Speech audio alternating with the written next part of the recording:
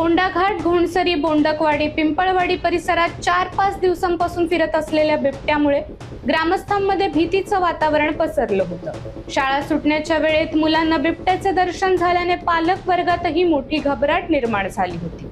अखेर वन विभागाने पिंजरा लावून या बिबट्याला जेरबंद केले। ग्रामस्थांच्या मागणीनंतर फोंडाघाट वन विभाग अधिकारी कोळेकर, सारिक व त्यांच्या पथकाने तातडीने पाहणी करून बिबट्याचे पायरोवे शोधले। घोणसरी सरपंच प्रसाद राणे, पोलीस पाटील भालचंद्र राणे, समीर राणे, मिहिर मराठे, दीपक राणे व हेमंत कोंडेकर यांच्या सहकार्याने पिंजरा लावण्यात आला। शेवटी रात्री भक्ष्याच्या शोधात फिरणारा बिबट्या पिंजऱ्यात अडकून यशस्वीरित्या जेरबंद झाला। या कारवाईमुळे ग्रामस्थांनी वन विभागाच्या तात्काळ प्रतिसादाचे कौतुक करत सुरक्षिततेचा विश्वास व्यक्त केला। परिसर सह्याद्रीच्या डोंगर रांगांना लागून असल्याने भविष्यात अशा घटनांची नोंद घेऊन योग्य उपाययोजना कराव्यात अशी नागरिकांची मागणी आहे।